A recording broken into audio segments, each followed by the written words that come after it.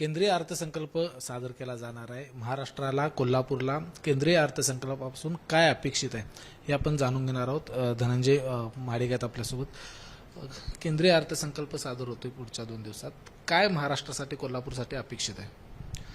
हे पाहता 1 तारखेला माननीय वित्तमंत्री निर्मला सीतारामनजी अर्थसंकल्प जाहीर करणार आहेत।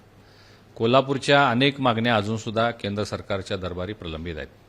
प्रामुख्यानं कोल्हापूर मिरज रेल्वे रूट जो आहे तो डबलिंग होणं गरजेचं आहे। ही मागणी अनेक वर्षाची आहे।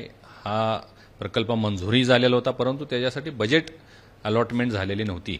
हा एकदा रूट झाला की आपल्याला राज्यभरामध्ये आणि देशभरामध्ये खूप चांगली कनेक्टिव्हिटी मिळणार आहे। त्यासाठी गेल्या वर्षीही मी प्रयत्न केला होता, परंतु बजेट त्या उपलब्ध होऊ शकलेलं नव्हतं। याही वर्षी माझा प्रयत्न असणार आहे की त्याच्यासाठी बजेट मिळालं पाहिजे। दुसरा एक विषय आहे तो म्हणजे कोल्हापूर वैभववाडी रेल्वे कोकणाला आपण जोडले जाणार आहोत।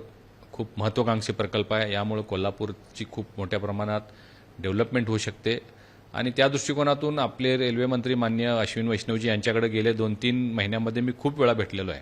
आता खरं म्हणजे या प्रोजेक्टची कॉस्ट वाढलेली आहे, त्यामुळे थोडंसं त्यांनाही शंका होती की कशा पद्धतीने हा प्रोजेक्ट फिजिबल होईल, परंतु आपला पाठपुरावा चालू आहे आणि मला अपेक्षा आहे की काहीतरी यातून आपल्याला मिळेल। त्याचबरोबर कोल्हापूर शहराच्या रस्त्यांच्या दृष्टिकोनातून बास्केट ब्रिज एक आपण मंजूर केलेला होता।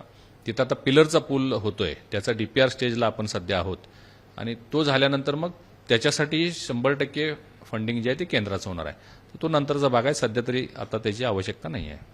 याच कोल्हापूर शहराकडे येतो। हद्दवाढीचा विषय हा खूप महत्त्वाचा आहे, आपण त्याला पाठिंबा दर्शवलेला आहे। मात्र 2 दिवसापूर्वी बोलताना हसन मुश्रीफ म्हटले की या ठिकाणी नेतेच आडवे येतात आणि त्या नेत्यांना आता घेराव घालायचं काम किंवा तसा योजना कोल्हापुरातील नागरिक करत आहेत की हद्दवाढीला विरोध करणाऱ्या नेत्यांच्या घराला घेराव घालायचं। काय एकूण आपलं मत आहे याबद्दल? नाण्याच्या 2 बाजू नेहमी असतात। काही लोकांचं त्याला समर्थन असेल, काहींचा विरोध असेल, पण विरोध आहे म्हणून घेराव घालून प्रश्न सुटणार नाही। ज्या नेत्यांचा विरोध असेल त्यांची नावं घोषित करण्याची आवश्यकता नाही।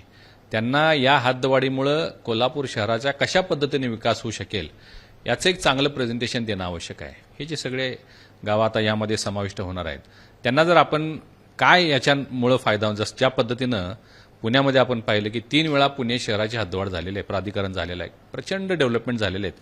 पुणे काही भागांमध्ये गेलं तर आपण परदेशात आलो की काय असं वाटतं, एवढ्या सुंदर डेव्हलपमेंट झाल्यात। इन्फ्रास्ट्रक्चरमध्ये वाढ झालेली आहे, अर्थव्यवस्थेमध्ये मोठी वाढ झालेली आहे।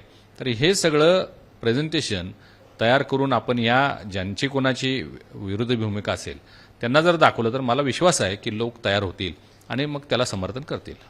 स्थानिक स्वराज्य संस्थांच्या निवडणुका पुढच्या काही महिन्यामध्ये होऊ शकतात। महायुतीनं व्हाईट वॉश दिलेला आहे। स्थानिक स्वराज्य संस्थेला कशा पद्धतीनं समोर जा, एकत्र जाणार की वेगवेगळं? ज्या पद्धतीनं महाराष्ट्रातील तमाम जनतेनं महायुतीला एवढा मोठा मॅन्डेट दिलेला आहे जो आजपर्यंतच्या इतिहासात कधी मिळालेला नव्हता, लोकांनी त्यांना पसंती दाखवलेले, पसंती दर्शवलेली आहे, त्याच पद्धतीनं येणाऱ्या स्थानिक स्वराज्य संस्थेमध्ये सुद्धा आम्ही महायुती म्हणूनच पुढे जाण्यासाठी माझा प्रयत्न असणार आहे। तिन्ही पक्ष मिळून आम्ही एकत्रितरित्या जिल्हा परिषद असू देत, महापालिका असू देत, नगरपालिका असू देत, आम्ही एकत्रित लढवण्याचा माझा प्रयत्न असणार आहे। जर आपण बघितलं की या ठिकाणी कोल्हापूर शहराची हद्दवाढ असो किंवा स्थानिक स्वराज्य संस्थांच्या निवडणुका असो, या सगळ्यामध्ये महायुती ही एकत्र पद्धतीने पुढे जातील आणि हद्दवाढीला आपलं समर्थन आहे अशा पद्धतीची देखील भूमिका धनंजय महाडिक यांनी घेतली आहे। त्याचबरोबर जो केंद्राचा अर्थसंकल्प सादर होणार आहे त्यामधून कोल्हापूरसाठी काय अपेक्षित आहे हे देखील धनंजय महाडिक यांनी बोलून दाखवले। कॅमेरामन निलेश शेवाळेसह विजय केसरकर, एबीपी माझा, कोल्हापूर। एबीपी माझा, उघडा डोळे बघा नीट।